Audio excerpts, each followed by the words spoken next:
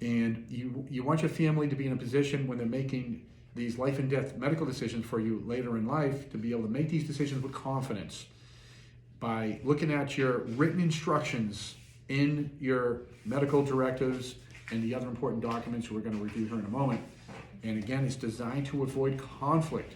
And you want them to be able to make decisions with confidence and not feel turmoiled or worried that they're making the right decision or not.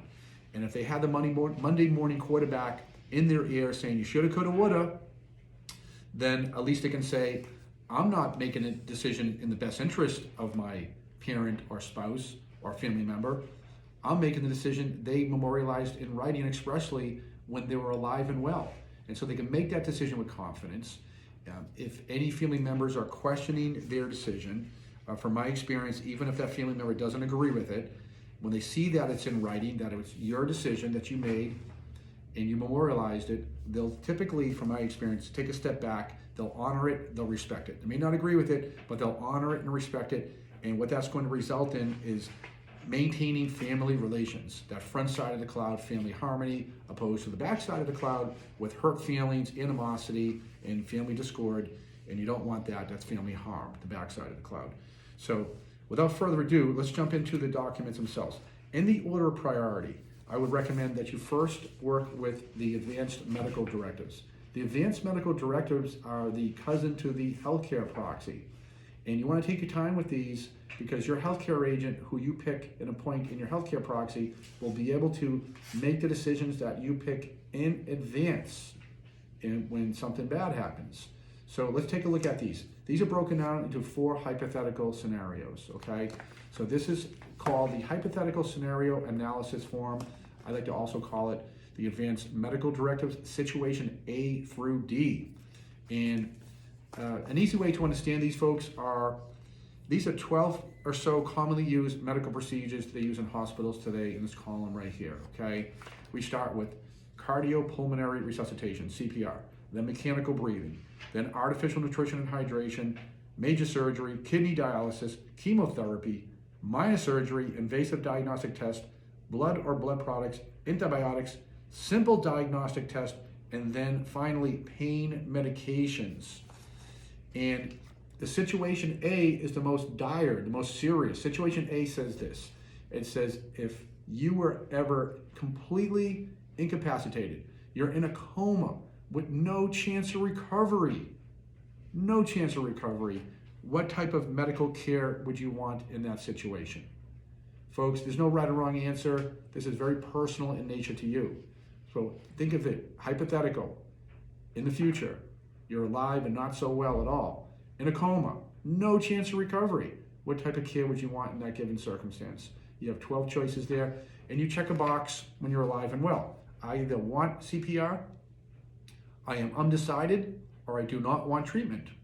From my experience, most clients will say, Patrick, if I'm in a coma, no chance of recovery, I'm going all the way to the right here. I'm going to check the box. I do not want treatment if I'm in a coma with no chance of recovery. And that being said, I always remind them, you may want to be comfortable. And if you want to be comfortable, you may want to check yes to pain medication, the last choice down the bottom. Okay? So that's situation A, folks. And again, that's situation A in the vernacular. Okay? If I am in a coma or a persistent vegetative state, and in the opinion of my physician and several consultants, have no known hope of regaining awareness and higher mental functions, no matter what is done, then my wishes regarding use of the following, if considered medically reasonable, would be. That's what situation says, right? And in the vernacular, my interpretation is, if you're in a coma, no chance of recovery. And you pick your choice, what you feel is best for your situation. And then your surrogate, your agent in your healthcare proxy will utilize your written instructions if something bad happens in the future. Situation B, folks, is same medical procedures. Situation B is a little bit different. In a coma, slight chance of recovery. What choice do you want? Situation B. Situation C is same medical choices, and situation C is brain disease, brain damage, and incurable cancer, which likely will be the cause of your passing. Situation C, brain disease, brain damage, and incurable cancer, which will likely be the cause of your passing what type of care would you want? And you check the appropriate box. Situation D, folks, is the best of the bunch. Similar to C, but no cancer, brain disease, brain damage, unable to recognize people, and unable to speak clearly, and maybe someone with dementia or Alzheimer's, and you might be able to live a long time like that. Maybe your quality of life is not so great, however, and so maybe someone in a nursing home, and they can live several years, but what if you're that person and you have the big one, you have a heart attack, do you want to be revived with CPR? And again, that's no right or wrong answer. This is your personal choice, and this is all about giving direction and instructions to your loved one. Are they ingrained in stone and ingrained in concrete? They are not. This is meant to be a roadmap, instructional guide for your decision maker to give them an expression of your wishes in writing to avoid conflict with the medical folks who are educated and trained to sustain life, as well as family members who do not want to let go of a loving family member when emotions are running high with good intentions. So you have everything in writing to avoid all those potential conflicts, and your wishes will be met with how you want them. So think about that. Each one of these, situation A through D, strongly impress upon you, strongly encourage you to put pen to paper and get these done. Give yourself a timeline, a deadline. Say, hey, I'm going to review these, I'm going to think on it, and I'm going to get them done in 10 days, 14 days. And the good news, folks, are on a client care plan, you can always update these as you journey through life. So think about, like, if something happens 60 days out and something bad happens to me, catastrophic accident or illness, what type of decisions would you want? And keep in mind, you can always update these as you journey through life, but you want something, an expression of your wishes in writing to make your decision maker's job easier, to take the burden and angst and worry off their shoulders, to give them the confidence that they're making the right decision for you when the time comes. And folks, that's situation A through D. That's one of the big six, or the ancillaries to the big six disability planning. Folks, I'm going to move on here to instructions to my healthcare agent. This is a fun one right here. I put this together when my dad was in the nursing home years ago, and I remember visiting one day, and it was this woman, and she was a resident of the nursing home, and she had her family, her children and grandchildren visiting her, and it was her birthday. They had birthday banners up, they had birthday hats on, they're all singing happy birthday to her. This woman was glowing with joy. She had a smile ear to ear. And every time I saw this woman after that, she had no visitors. She would look very sad, she looked depressed. She was in her wheelchair in the hallway of the nursing home, and I had to do a double take and sometimes a triple take to see if it was the same lady, and it was. And what I thought was the disconnect was she wasn't being brought any joy, any comfort, the things that lit her up, things that were important to her. And so in that situation, I thought about, well, what would be helpful for our clients and their families? Well, here we come, instructions to my healthcare agents.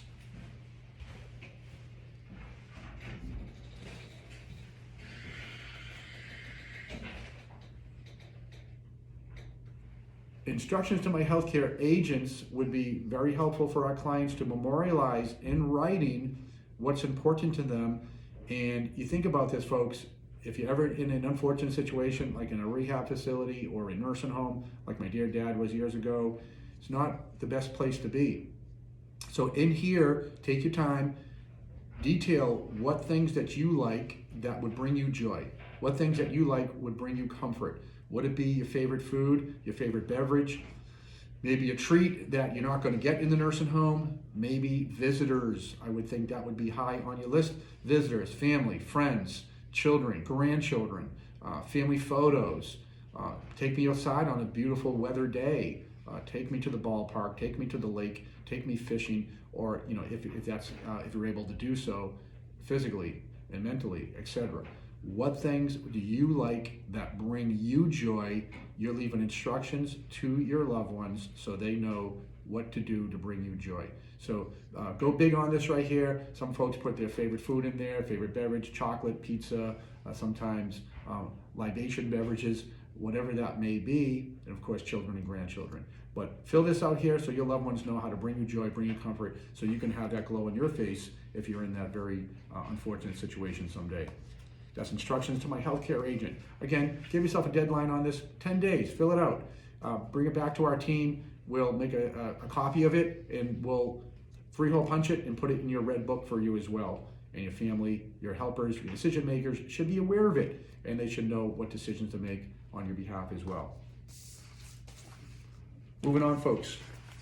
This right here, we're going to talk about Spoonfed Directive. This is one of the big 6 disability planning, one of the L's, changes in learning. I sat in on a program a couple of years ago through our Elder Council organization, and a PhD nurse taught this course, and she said, you attorneys, she implored us to create spoon-fed directives based on a case out of New York State. Apparently there was a retired nurse who developed dementia later in life, and she ended up in a nursing home.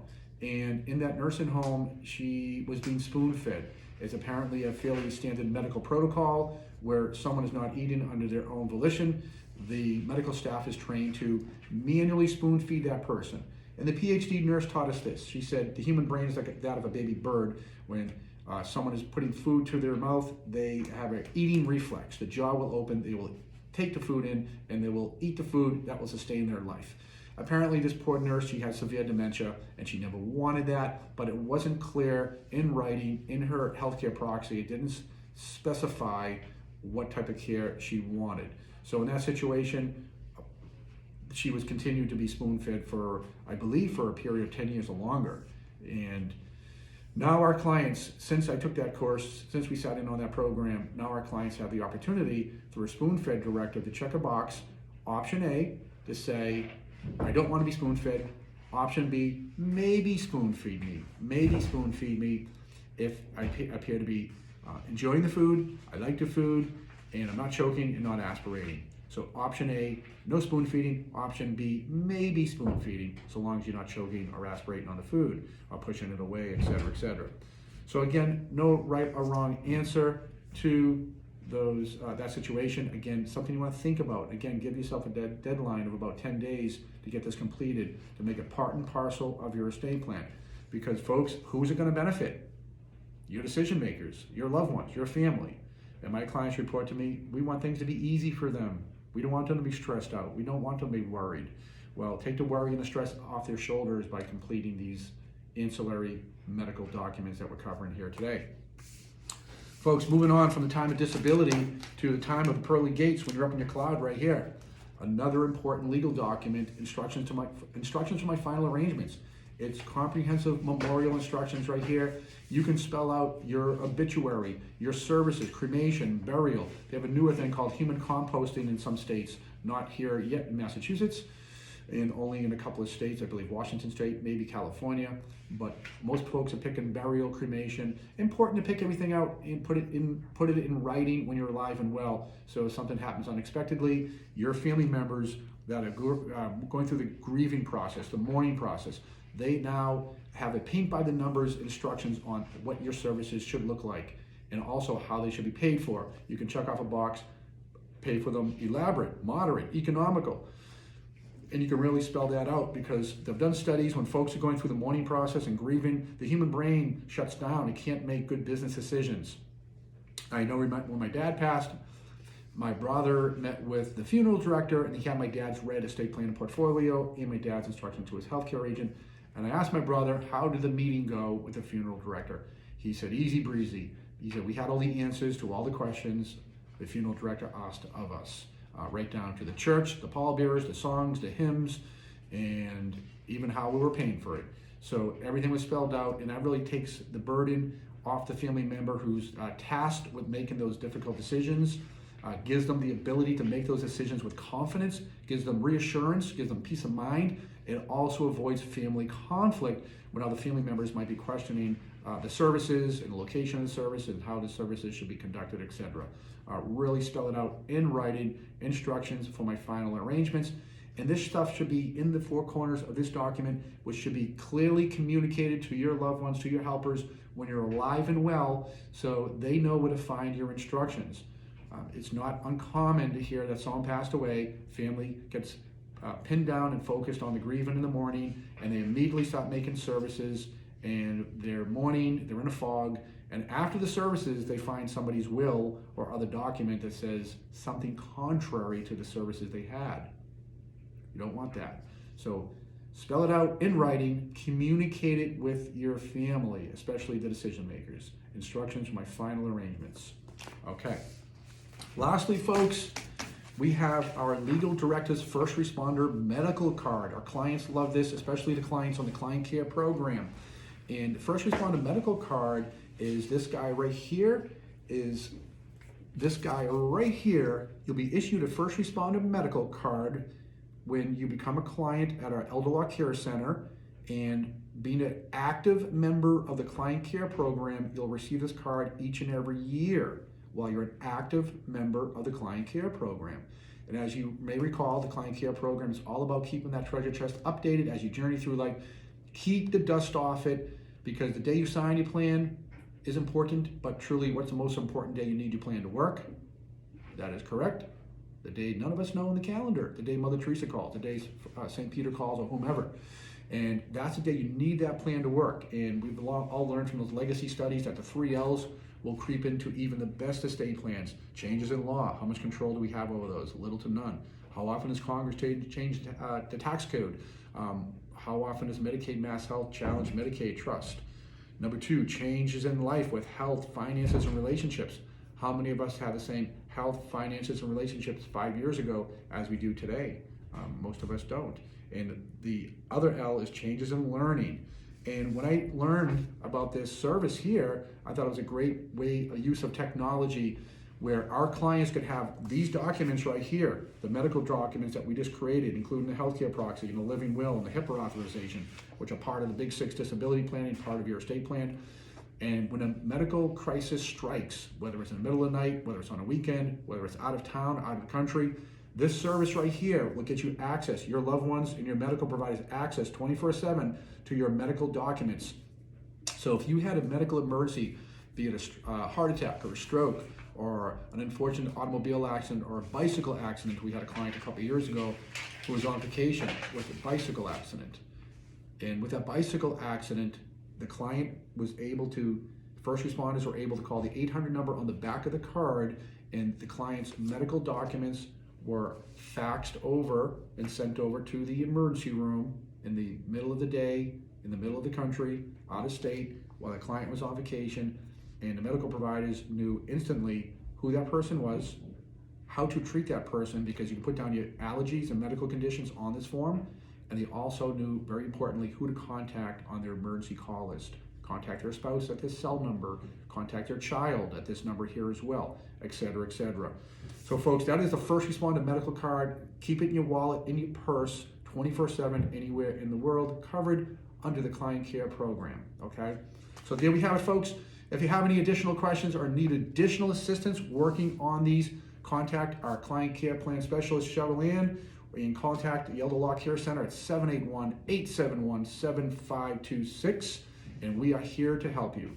Great seeing everybody, and look forward to seeing you next time on elderlawcare.com.